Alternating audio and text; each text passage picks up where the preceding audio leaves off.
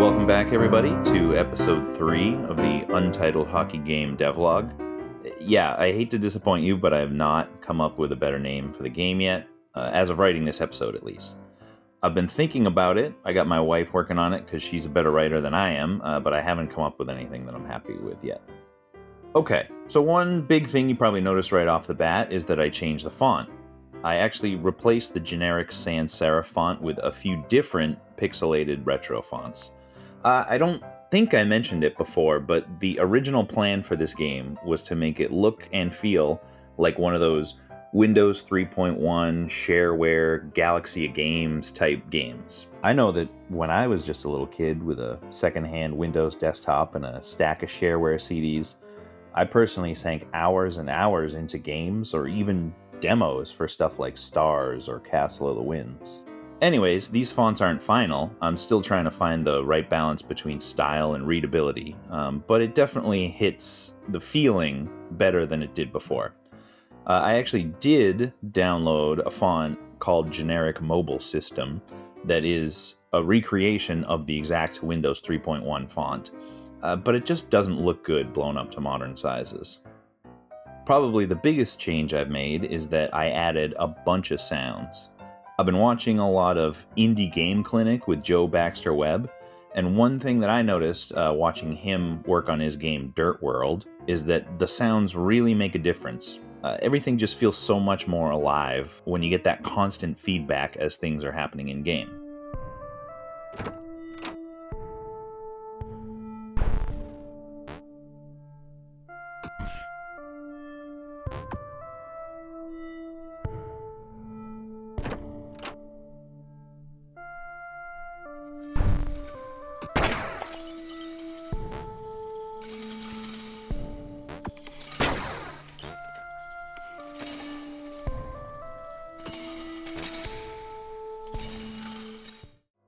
So I use the same website he does, JSFXer, to generate a bunch of sounds.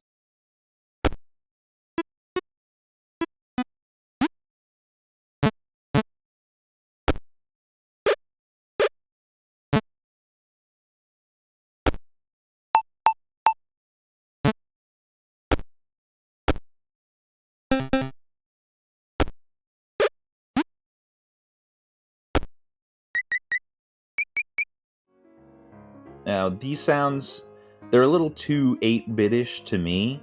They feel more like they belong in an NES-inspired platformer. But for a quick and dirty upgrade, they make a big difference. So last time, I already had this league list page. But now it has this itemized score, you might call it, showing why each league has the points they do. In the last video, the scores were just hard-coded behind the scenes, but now the game actually has logic for calculating the scores for each league, so I would love to come up with more things that affect the score.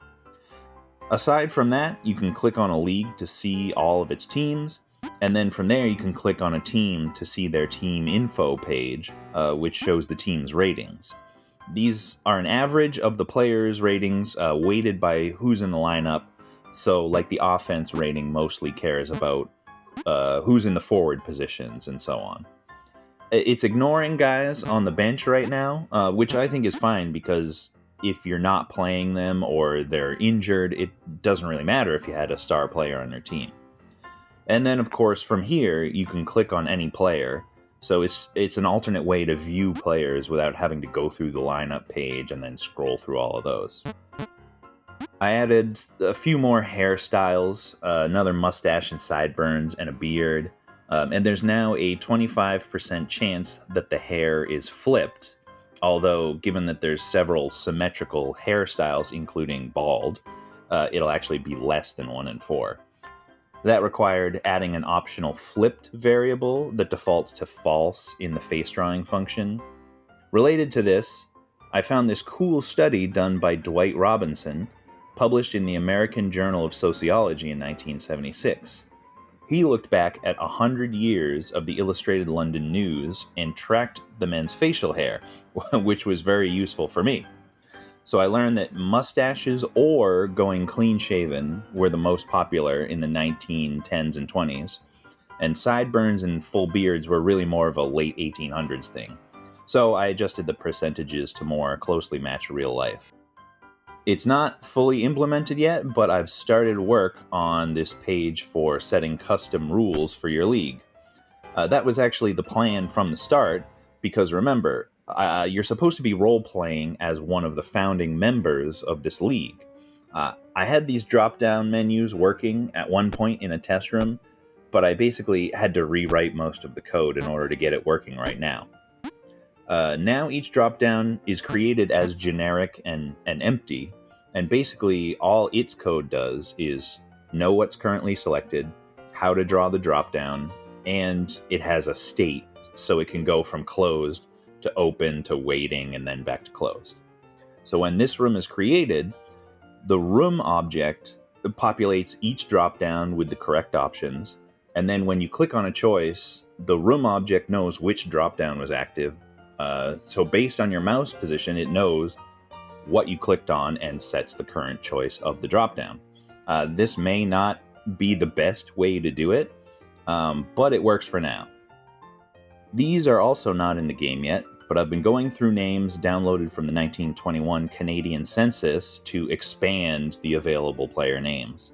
I was able to download 5,000 records each from Montreal, Toronto, and Ottawa for males born 1880 to 1900, so age 21 to 41. Previously, I just used the names of players from the NHA, NHL, PCHL, and stuff like that from the 10s and 20s, but that was very limited because actually there weren't that many of them. I wish all countries had downloadable, digitized census spreadsheets because I'd like to do the same for the USA, other Commonwealth countries like Australia, even European countries. And that would tie into another thing that I hope to implement eventually, where you have to take into account the languages players speak and who they want to play with in order to have a harmonious team. In real life, the early organized leagues in Canada were mostly founded and populated by richer Anglo-Canadians, and a league just having one team to represent the French-Canadian population was a novelty. There were also leagues specifically for Black Canadians, or industry leagues where every player was employed by a bank or a mine, or they all went to a different church or whatever, so it all played a big part in the history of the sport. One small thing, I changed some of the button sprites to show when you can hit keyboard keys to access a certain button. The controls were always there behind the scenes, but you wouldn't have known it. I don't totally love the look, but I think I wasted enough time drawing buttons when there's more important stuff to do. Theoretically, I'd like you to be able to play the whole game without the mouse and just use the keyboard, but that might be a lot of work for what it's worth. Alright, I think that's about it for this episode. Probably a shorter one this time. Don't forget to follow me here or on Twitter at CadetBrettBot if you'd like to keep up with the game. I'm trying to post more often than just when I upload a new episode, so if I gain some followers, that would encourage it. If you have any suggestions, feel free to let me know. That's the great thing about the game still being in development. Okay, see you next time.